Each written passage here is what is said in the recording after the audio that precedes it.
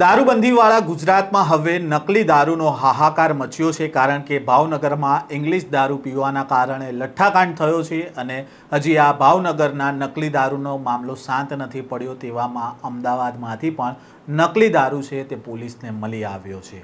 શું છે આ સમગ્ર મામલો, વાત કરીશું આ વિડીયોમાં। વૈષ્ણવજન તો તેને કહીએ જે પીડ પરાઈ જાનાને રે। નમસ્કાર, નવજીવન ન્યૂઝમાં આપનું સ્વાગત છે। હું છું જયંત દાફડા।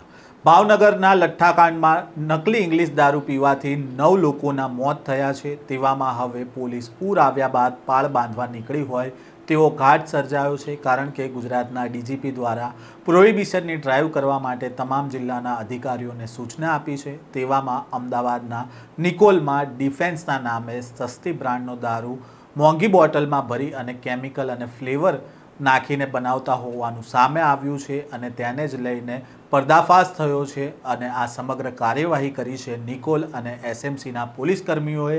આ સમગ્ર મામલાને લઈને પહેલાં તો પોલીસ અધિકારીએ શું ખુલાસા કર્યા છે તે પણ સાંભળો।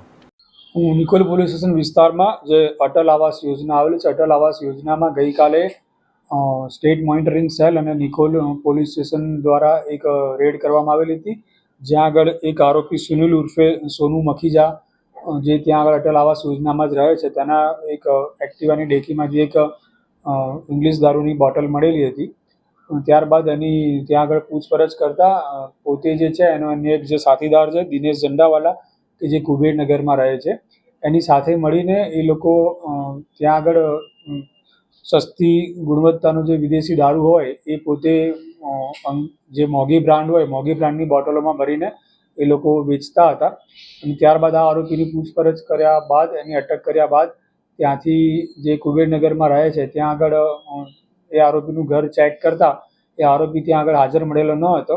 એના ઘરમાંથી અલગ અલગ આની 8 બોટલો મળેલી છે, કે જ્યાં કુબેરનગરમાં જ આ લોકો જે કોઈ પણ જે સસ્તો દારૂ હોય એ દારૂ લઈને મોંઘી બ્રાન્ડની જે બોટલ હોય એ ખાલી બોટલ એ લોકો કોઈ ભંગારિયાવાળા પાસેથી લાવતા હતા અને ખાલી બોટલ તેમજ એની ઉપર એક સ્ટીકર લગાવીને ત્યાં આગળ સીલ પેક કરીને એમાં જે મોંઘી બ્રાન્ડનું જે મુજબનું બી ફ્લેવર હોય એ મુજબનું એસેન્સ કે ફ્લેવર એમાં અંદર નાખીને સીલ પેક કરીને આ લોકો વેચતા હતા। જેના આધારે આ બંને ટીમો દ્વારા એક ફરિયાદ દાખલ કરવામાં આવેલી છે અને જેનું ઇન્વેસ્ટિગેશન હાલ નિકોલ પોલીસ સ્ટેશનમાં ચાલી રહ્યું છે। સાહેબ, આ જે કેમિકલ જે ફ્લેવર એડ કરવામાં આવ્યું હતું, ફ્લેવર સિવાય અન્ય કોઈ પ્રવાહી એડ કરવામાં આવતું હતું કે કેમ? હાલની અમારી જેટલી પૂછપરછ છે ને જે મુદ્દામાલ કબજે કરેલો છે એ મુજબ એ લોકો જે દારૂ છે, દારૂ કોઈ સસ્તી બ્રાન્ડનો લાવતા હતા કે જે દારૂ એ લોકોને સસ્તો પડે, ત્યારબાદ મોંઘી બ્રાન્ડની બોટલમાં ભરતા હતા ને એમાં માત્ર ને એક ફ્લેવર જ એડ કરતા હતા અથવા તો ક્યારેક પાણી પણ એડ કરતા હતા। એ સિવાય અન્ય કોઈ કેમિકલ એમાં ભેળસેળ કરતા હોય એવું આજ સુધીની હજુ તપાસમાં ખુલેલ નથી। ને ત્યારબાદ જે મુખ્ય આરોપી છે કે જે દિનેશ ઝંડાવાલા, જે આ બધું કામ કુબેરનગરમાં કરતો હતો, એ અટક થયા બાદ બધી વિગતો ધ્યાનમાં આવશે। સર, આજે ડિફેન્સનું એક સ્ટીકર જે બોટલ જપ્ત કરવામાં આવ્યું એના પર ડિફેન્સનું સ્ટીકર લગાવવામાં આવ્યું, તમામ બોટલો ડિફેન્સના નામે જ વેચતા હતા કે કેવી? જે આરોપી જે પકડાયેલો છે એની જોડેથી એક બોટલ કબજે કરવામાં આવેલી છે જેની ઉપર ફોર ડિફેન્સ ઓનલી એવું લખેલું છે। જે હાલના આરોપીની પૂછપરછ કરતાં એવું જણાવે છે કે એનો જે મિત્ર છે, મિત્ર કોઈ ભંગારવાળા પાસેથી આ તમામ સ્ટીકરો અને બોટલો લાવતો હતો।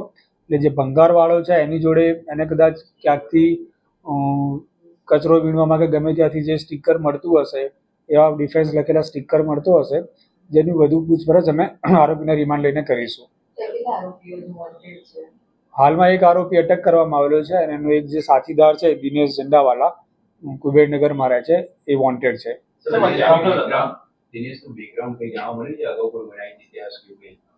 જે દિનેશ છે, દિનેશ કુબેરનગરમાં રહીને પોતાના ઘરે જ આ રીતનો દારૂનો ધંધો કરતો હતો અને એની વિરુદ્ધમાં અગાઉ કેટલાક ગુના પણ દાખલ થયેલા છે, પણ છેલ્લા જ્યારથી આ માણસ એને ઓળખે છે 6-8 મહિનાથી, ત્યારથી એની વિરુદ્ધમાં એક પણ ગુનો દાખલ થયેલો નથી।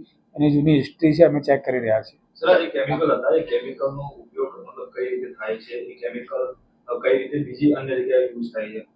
એ લોકો જે વસ્તુ યુઝ કરતા હતા એ એસેન્સ હતું, ફ્લેવર તરીકે યુઝ કરતા હતા।